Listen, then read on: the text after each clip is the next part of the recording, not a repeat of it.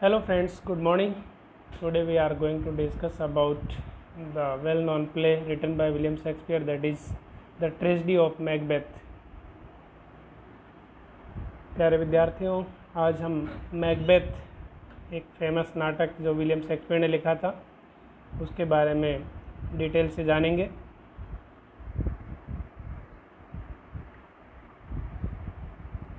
तो Macbeth play है, उसका फुल टाइटल है the tragedy of Macbeth. William Shakespeare ने यह नाटक लिखा था और इसके जॉनर की, इसकी विधा की बात करते हैं तो एक ट्रेजेडी है। ट्रेजेडी एक ऐसा नाटक होता है जिसमें एक ग्रेट मैन, एक बड़े आदमी के साथ में पहले वो एक ऊंचाई तक जाता है, उसके बाद उसके कैरेक्टर में एक कमी होती है, उस कमी की वजह से वो वापस उसका पतन होता है। तो ऐसे नाटक में ऐसे मुख्य कैरेक्टर को जब हम रखते हैं जिसमें पहले वो बहुत ऊंचाई तक जाए, फिर उसके कैरेक्टर में जो कमी है उसकी वजह से वापस उसका पतन हो और एक दर्शकों को लगता है कि एक इसका अंत जो हुआ गलत हुआ, ऐसे नाटक को हम एक ट्रेजेडी का नाम देते हैं। तो ये जो नाटक आज हम डिस्कस कर रहे हैं मैकबेथ, ये एक ट्रेजेडी नाटक है। इंग्लिश लैंग्वेज में लिखा गया ये नाटक 1606 में लिखा गया इंग्लैंड में, जिसको सबसे पहली बार विलियम शेक्सपियर के सभी नाटकों के साथ में, जो कि फर्स्ट फोलियो के नाम से जाना जाता है, एडिशन, फर्स्ट फोलियो एडिशन 1623 में पब्लिश हुआ था। उसी पब्लिकेशन के साथ में मैकबेथ को भी इंक्लूड किया गया था। ये जो नाटक है, इस नाटक को मिडिल एजेस के दौरान, ख़ास तौर से 11वीं सदी के बीच में सेट किया गया है इसका टाइम, और इसमें जो जगह दिखाई गई है वो स्कॉटलैंड और इंग्लैंड की जगह है। मेन रूप से स्कॉटलैंड को कवर किया गया है। इस नाटक के जो मुख्य पात्र हैं, इस नाटक के जो नायक हैं वो मैकबेथ हैं, और इस नाटक की जो मुख्य थीम है, इस थीम में हम देखते हैं कि एक व्यक्ति की एक महत्वाकांक्षा है। वो महत्वाकांक्षा ऐसी है जिसको चेक नहीं करता, अनचेक्ड है, ये नहीं देखता कि मैं सही कर रहा हूँ या गलत कर रहा हूँ।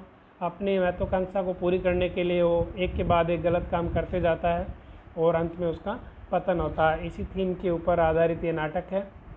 तो इस थीम को हम देखते हैं तो हम देखते हैं कि ये एक corrupting power of unchecked ambition, हम इसको बोल सकते हैं कि ये एम्बिशन जो है अनचेक्ड है, महत्वाकांक्षा को उसने देखा नहीं, चेक नहीं किया कि सही है या गलत है, और जिसकी वजह से वो, उसके पास जो भी पावर है उसकी वजह से वो करप्शन की ओर और गलत कार्यों की ओर आगे बढ़ रहा है। इस थीम को मुख्यतया इसके दो प्रमुख पात्रों में दर्शाया गया है, जिसमें पहले हैं मैकबेथ। मैकबेथ वहाँ के स्कॉटलैंड के एक सेनापति हैं जो कि राजगद्दी चाहने की इच्छा रखते हैं, और उस इच्छा के चक्कर में वो एक के बाद एक मर्डर करते जाते हैं और अंत में उनका पतन होता है। और दूसरी जो इस अनचेक्ड एम्बिशन की शिकार हैं इस नाटक में, वो लेडी मैकबेथ है, मैकबेथ की पत्नी। वो मैकबेथ को ये सब करने के लिए उकसाती है। मैकबेथ शुरू में ऐसा नहीं करना चाहता था, लेकिन मैकबेथ की पत्नी ने उनको ऐसा करने के लिए उकसाया, और जब उसके पति एक के बाद एक मर्डर करते जाते हैं तो बाद में उसको भी फील होता है कि उन्होंने जो भी किया गलत किया, और अंत में जा कर के उनके साथ में भी गलती होता है, वो खुद भी सुसाइड कर लेती है। तो इस तरीके से हम देखते हैं कि ये जो अनचेक्ड एम्बिशन है ये दोनों के लिए घातक सिद्ध होती है। इसलिए महत्वाकांक्षा ऐसी होनी चाहिए जो व्यक्ति को गलत रास्ते पे ना ले जाए, सही रास्ते पे रखते हुए उनकी दैनिक गति को, दैनिक जीवन को आगे बढ़ाए। इस नाटक के मुख्य पात्रों में हम देखते हैं तो मैकबेथ इस नाटक के मुख्य पात्र हैं। वो एक आर्मी जनरल है और बहुत ही महत्वाकांक्षी व्यक्ति है। लेडी मैकबेथ मैकबेथ की पत्नी है। किंग डंकन स्कॉटलैंड के राजा हैं। मालकोम स्कॉटलैंड के राजा डंकन के सबसे बड़े बेटे, जो कि क्यूम्बरलैंड के राजकुमार भी हैं। और उसके बाद है डोनाल्ड बेन, वो डंकन के सबसे छोटे बेटे हैं। बेंको एक आर्मी सेनापति हैं, आर्मी जनरल हैं, और मैकबेथ के सबसे वफादार दोस्त भी हैं। मैकडफ ये lord of Fife, thane of Fife है। फाइव एक वहाँ का एरिया है, एक जगह का नाम है। उस जगह का जितना भी प्रशासनिक कार्य है वो मैकडफ को दिया गया है। एक तरह से राजा के रिप्रेजेंटेटिव है वहाँ पे, जो कि उस एरिया को प्रशासन को देख रहे हैं। और ये मैकडफ जो है अपनी बुद्धि और अपनी वफादारी के लिए बहुत ही जाने जाते हैं। इनके अलावा इस नाटक में हम 3 विचेस, 3 चुड़ैल भी हैं, जो कि बहुत महत्वपूर्ण भूमिका इस नाटक में निभाती हैं। तो हम एक एक करके देखते हैं कि नाटक में कहाँ क्या होता है। ये जो प्ले है, ये जो नाटक है 5 भागों में डिवाइडेड है, 5 एक्ट्स में डिवाइडेड है। तो हम एक्ट बाय एक्ट देखते हैं कि किस एक्ट में क्या होता है। पहली एक्ट में हम देखते हैं कि जब नाटक शुरू होता है तो चारों तरफ जो मौसम है, बारिश का मौसम है, आकाश में बिजली चमक रही होती है, अंधेरा छाया हुआ है और 3 चुड़ैल जो है आपस में बात कर रही है। वो आपस में बता रही है कि हमारी अगली मुलाकात मैकबेथ से होगी। और तभी हम देखते हैं दूसरे सीन में कि एक सेनापति स्कॉटलैंड के राजा डंकन को यह सूचना देता है कि उनकी दोनों सेनापति मैकबेथ और बैंको, उन दोनों ने नॉर्वे और आयरलैंड की सेना को हरा दिया है। और आयरलैंड और नॉर्वे की सेना में थेन ऑफ कार्डोर, थेन ऑफ ग्लेमिस थे, उनको उन्होंने हरा दिया है और उनकी सेना की विजय हुई है। तो हम देखते हैं कि अगले सीन में तीनों चुड़ैल एक बहुत ही निर्जन स्थान पे हैं और वहीं पे घूमते घूमते मैकबेथ और बैंको आपस में मौसम और उनकी जीत के बारे में बातचीत करते हुए वहाँ पहुँच जाते हैं। जब बैंको की नज़र पड़ती है चुड़ैलों के ऊपर तो बैंको उनको एक बार चेतावनी देता है कि उनकी तरफ ना बढ़े, उनके लिए कुछ भी बुरा ना करे। लेकिन जैसे ही वो चुड़ैल वहाँ पे अपीयर होती है, वो चुड़ैल कुछ भविष्यवाणी करती है। उनमें पहली भविष्यवाणी मैकबेथ के लिए है। वो मैकबेथ को संबोधित करती है थेन ऑफ ग्लेमिस और थेन ऑफ कार्डोर से। लेकिन अभी तक तो वो थेन ऑफ ग्लेमिस और थेन ऑफ कार्डोर नहीं थे, लेकिन फिर भी वो उसको थेन ऑफ ग्लेमिस और थेन ऑफ कार्डोर के नाम से संबोधित करती है। और अगली भविष्यवाणी करती है कि आगे चल कर के मैकबेथ जो है स्कॉटलैंड के राजा बनेंगे। और जब ये बात सुनते हैं तो उनको यकीन नहीं होता है कि ऐसा कैसे हो सकता है। तो बैंको बोलता है कि ऐसा ही है तो मेरे बारे में बताओ कि मेरा भविष्य क्या होगा। तब वो बोलते हैं कि आप कभी भी राजा नहीं बनेंगे, लेकिन आपके वंशज राजा बनेंगे। आपके पीढ़ी दर पीढ़ी आपकी वंश में काफ़ी राजा होंगे। जब ये बातें बोल करके तीनों चुड़ैल वहाँ से गायब हो जाती है, तभी एक दूत, राजा का दूत मैकबेथ के पास पहुँचता है, जिसका नाम रॉस है। मैकबेथ के पास पहुँचता है और उनको आकर के सूचना देता है कि मैकबेथ को राजा ने थेन ऑफ कार्डोर की उपाधि दे दी है। मीन्स कार्डोर का जो साम्राज्य है उसका राजकुमार उत्तराधिकारी बना दिया है। तो ऐसे मैकबेथ को लगता है कि तीनों चुड़ैल की कही गई पहली प्रोफेसी, पहली भविष्यवाणी सच हो गई। जैसे ही वो इस चीज़ को देखते हैं कि पहली भविष्यवाणी सच हो गई, तुरंत उनके दिमाग में ये भावना आती है कि उसकी दूसरी भविष्यवाणी अर्थात मैकबेथ आगे चल के स्कॉटलैंड का राजा बनेगा, वो भी पूरी होगी। तो ऐसा सोच के वो वहाँ से आगे बढ़ते हैं और किंग डंकन के पास पहुँच जाते हैं। किंग डंकन उन दोनों को बहुत बधाई देते हैं, उनकी प्रशंसा करते हैं और वो डिक्लेयर करते हैं, घोषणा करते हैं कि आज की रात वो जो है मैकबेथ के भवन में ही, मैकबेथ के राजभवन में ही गुजारेंगे। और ऐसा सुनने पर इन बिटवीन मैकबेथ जो चुड़ैलों की भविष्यवाणी थी वो सारी बात अपनी पत्नी को बता देता है।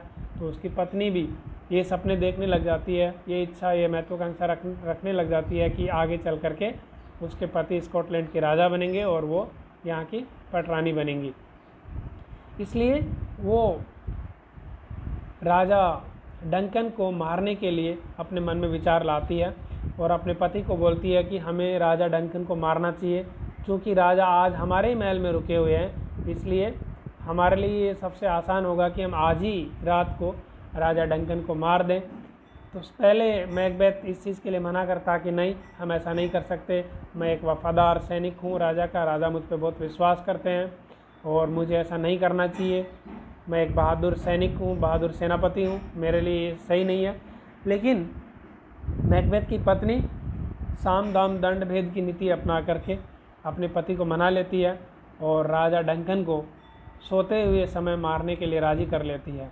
तो राजा को मारने के लिए वो प्लान करते हैं कि उसके जो पहरेदार हैं उनको अच्छे से शराब पिलाई जाए ताकि वो बेहोश हो जाए, उनको होश ना रहे, और उनको अच्छे से शराब पिलाने के बाद में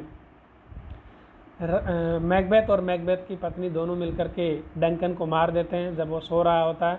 और ये साबित करने के लिए कि मर्डर उन्होंने नहीं किया, बल्कि उसके जो सिपाही थे, जो उसके पहरेदारी थे कर रहे थे, उन्होंने किया है, ऐसा साबित करने के लिए जो चाकू था, छुरा था जिससे उसको मारा था, उस पे जो खून लगे हुए थे, उस खून के निशान जो है वो नौकरों के कपड़ों पे लगा देते हैं और वो छुरा उनके पास में ही गिरा देते हैं। और सुबह जब होती है तो पता चलता है कि राजा डंकन की डेथ हो गई, मर गए। तो ये बात सुन कर के डंकन के दोनों बेटे मालकॉम और डोनाल्ड बेन वहाँ से इंग्लैंड और आयरलैंड के लिए भाग जाते हैं, क्योंकि उनको ऐसे लगता है कि जिस किसी ने भी मेरे पिता को अर्थात डंकन को मारा है वो ज़रूर मालकॉम और डोनाल्ड बेन उनको भी मारने की कोशिश करेंगे, इसलिए वो वहाँ से भाग जाते हैं।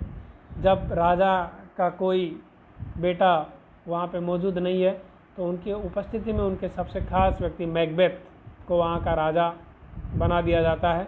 मैकबेथ अब स्कॉटलैंड का राजा बन गया। इस तरीके से चुड़ैल की दो भविष्यवाणी, पहली ये कि वो थेन ऑफ ग्लेमिस और थेन ऑफ काउडोर होंगे, वो पूरी हो गई थी। उसके बाद दूसरी भविष्यवाणी ये थी कि मैकबेथ आगे चल के स्कॉटलैंड के राजा बनेंगे, तो वो भी हो गया। तो दो भविष्यवाणी पूरी हो गई। अब इसके बाद में चुड़ैलों की तीसरी भविष्यवाणी ये थी कि बैंको नहीं, लेकिन बैंको के वंशज आगे चल करके राजा बनेंगे। ये बात मैकबेथ को सता रही थी कि अब मैकबेथ के बच्चे नहीं, बल्कि बैंको के बच्चे आगे चल करके राजा बनेंगे। तो उन्होंने, मैकबेथ ने और मैकबेथ की पत्नी ने फिर प्लान किया कि हमें बैंको को मार देना चाहिए, उसके बेटे को भी मार देना चाहिए। तो मैकबेथ बैंको और उसके बेटे फ्लियंस को मारने की कोशिश करता है। उसके लिए कुछ लोगों को हायर करके सीक्रेटली उनका मर्डर प्लान करता है। उस प्लान में वो बैंको को मारने में सक्सेस हो जाता है, लेकिन बैंको का बेटा फ्लियंस वहाँ से बच करके भाग जाता है। उसके बाद एक दिन जब बैंको को मरने के बाद जब मैकबेथ अपने घर में एक पार्टी रखते हैं, उस पार्टी में खाना खाने के लिए उसके मित्रगण आए रहते हैं, तो वो देखता है कि वहाँ पे बैंको का भूत उसको दिखाई देता है। वो भूत, बैंको का भूत मैकबेथ के अलावा किसी को दिखाई नहीं देता। तो वो देखता है कि एक कुर्सी जो है अपने आप उठ करके मूवमेंट कर रही है इधर उधर, और इससे वो काफ़ी घबरा जाता है और घबरा करके अजीब सा व्यवहार करता है। उस व्यवहार को देख करके उसके बाद उस बाकी मित्र भी उनके समझ में नहीं आता कि क्या हो रहा होता है, तो वो वहाँ से चले जाते हैं। मैकबेथ बहुत परेशान हो जाता है ये बैंको का भूत को देख करके, इसलिए वो सोचता है कि एक बार फिर से मुझे चुड़ैलों से मुलाकात करनी चाहिए कि चुड़ैल भविष्य जानती है, पहले जो भी हुआ वो चुड़ैल ने पहले ही मुझे बता दिया था, इसलिए एक बार फिर से अगर मैं उन तीनों चुड़ैलों के पास जाऊंगा तो वो चुड़ैल जो है मेरे को सब कुछ सच बता देंगी। तो वो चुड़ैल के पास एक बार फिर से जाता है उसी जगह पे। तो चुड़ैल एक बार फिर से भविष्यवाणी करती है। पहले भविष्यवाणी चुड़ैल मैकबेथ को बताती है कि आपको मैकडफ से बच के रहना है। जितने भी लोग हैं राज्य में उन सब के बीच में जो मैकडफ है, मैकडफ से उसको बच के रहना पड़ेगा। दूसरी भविष्यवाणी ये होती है कि कोई भी बच्चा किसी महिला से नेचुरल वे में जन्म लिया है तो वो मैकबेथ को नहीं मार पाएगा। तीसरी भविष्यवाणी ये होती है कि जब तक बिरनम वुड के जंगल के पेड़ डंसिनन हिल तक नहीं आ जाते हैं तब तक मैकबेथ की मृत्यु नहीं होगी।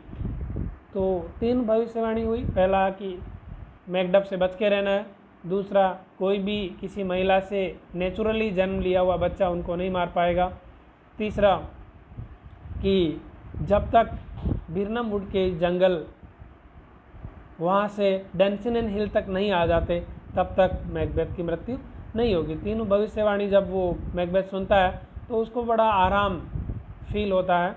उसको लगता है कि हर किसी का जन्म नेचुरल वे में ही एक महिला से होता है, और दूसरी बात ये कि कभी भी कोई जंगल कोई पेड़ मूव नहीं करते हैं, चलते नहीं हैं। तो ये दोनों चीज़ें उसको इम्पॉसिबल लगी, तो उसको लगा कि मेरी मृत्यु नहीं होगी, तो बड़ा रिलैक्स हो जाता है। फिर उसके बाद वो चुड़ैल उसको बताती है, वो पूछता है कि बैंको के बच्चे क्या कभी स्कॉटलैंड के राजा बनेंगे। तो चुड़ैल जो है एक प्रोसेसन करती है जिसमें वो 8 राजाओं को सिर पे मुकुट धारण किए हुए दिखाती है, और उसके बाद शीशे में दिखाती है तो बहुत सारे राजा उस शीशे में दिखाई देते हैं, जो कि इस बात के प्रतीक होते हैं कि वो उन सभी राजाओं का चेहरा बैंकों से मिलता जुलता होता है। तो मैकबेथ समझता है कि बैंकों के बच्चे आगे चल कर के राजा बनेंगे, और स्कॉटलैंड में नहीं बाकी और दूसरे देशों में भी उसके बच्चों का राज होगा। तो मैकबेथ ये सुन करके घबरा जाता है।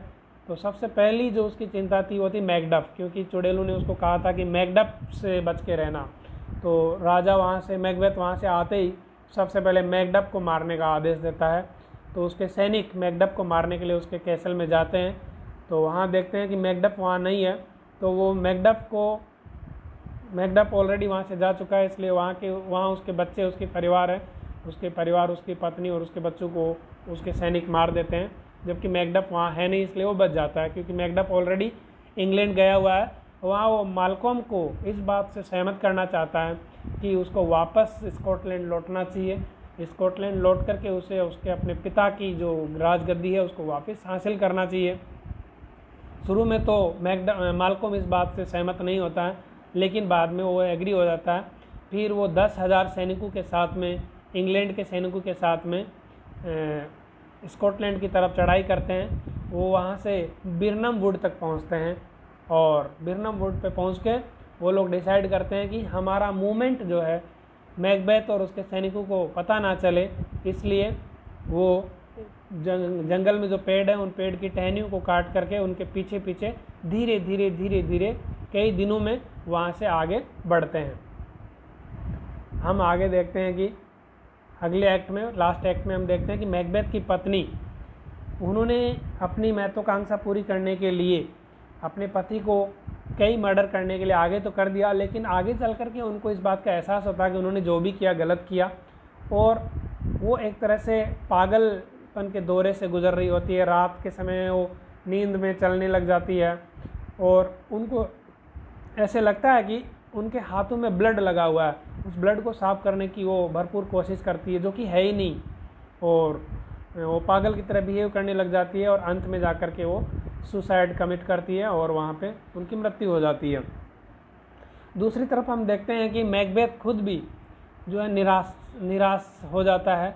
उसको भी ऐसा लगता है कि मैंने जो कुछ भी किया वो गलत किया। उसको लग रहा था कि जो आने वाले समय में सब कुछ ठीक हो जाएगा, लेकिन सब कुछ ठीक होने के बजाय सब कुछ गलत होते जा रहा था। तो उसने देखा कि उसके खुद के सैनिक भी जो है उसकी सेना को छोड़ करके अंग्रेज़ सेना की तरफ जा रहे हैं, क्योंकि वो उसके सैनिक उसमें से फेथ खो चुके थे, विश्वास खो चुके थे, और सैनिकों ने इस बात का एहसास कर लिया था कि उनके राजा जो है गलत रास्ते पे चल रहे हैं। तो धीरे धीरे लोगों को इस बात का एहसास होता है, तो वो मैकबेथ का साथ छोड़ करके मैकडफ की तरफ चले जाते हैं। अंत में मैकबेथ और मैकडफ का आमना सामना होता है। तो मैकबेथ और मैकडफ की खूब लड़ाई होती है। तभी मैकबेथ इस बात को लेकर के आश्वस्त था कि कोई भी महिला से, किसी महिला से नेचुरल वे में जन्म लिया हुआ बच्चा उसको नहीं मार सकता है। तो वो डिक्लेयर करता है कि no one born of women could kill him. उसी बात को सुन करके मैकडफ बोलता है कि नहीं, ऐसा है, लेकिन मेरा जन्म मेरी माताजी को पेट को चीर करके हुआ है। मैं नेचुरल बर्थ मेरी नहीं है, मैं समय से पहले ही मेरा जन्म हुआ, सीजरियन सेक्शन से मेरा जन्म हुआ, इसलिए मैं तुम्हें मार सकता हूँ। और मैकबेथ और मैकडफ में एक भयंकर लड़ाई होती है, जिसमें अंत में मैकडफ जीत जाता है और मैकबेथ को मरना पड़ता है, मैकबेथ की हत्या हो जाती है। आगे चल कर के मालकोम राजा बनता है। इस तरीके से हम देखते हैं नाटक यहीं समाप्त होता है। हम देखते हैं कि इस नाटक में जो सबसे बड़ी बात थी कि जो उनकी मैकबेथ और लेडी मैकबेथ की सबसे बड़ी कमज़ोरी ये थी कि वो उनकी जो महत्वाकांक्षा थी वो अनचेक्ड थी। उन्होंने ये नहीं देखा कि इस महत्वाकांक्षा को पूरी करने के लिए हमें किन किन रास्तों से होकर गुजरना पड़ेगा, कौन कौन से गलत कार्य करने पड़ेंगे। इसलिए उन्होंने देखा नहीं तो उनका अंत भी बुरा हुआ। इसलिए हमें इस नाटक से यही सीख मिलती है कि हमें ऐसी कोई महत्वाकांक्षा नहीं पालनी है जिससे कि किसी का बुरा हो, अहित हो। और आप सब लोग इस बात को समझ रहे होंगे, इसलिए मैं आशा करता हूँ कि आप लोग ऐसी कोई महत्वाकांक्षा अपने मन में नहीं पालेंगे। Thank you very much. Have a good day.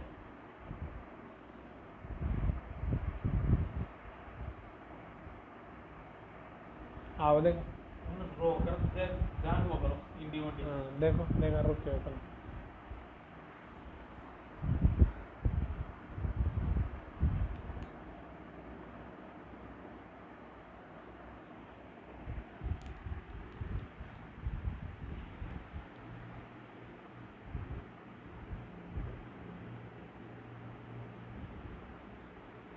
Push करे तो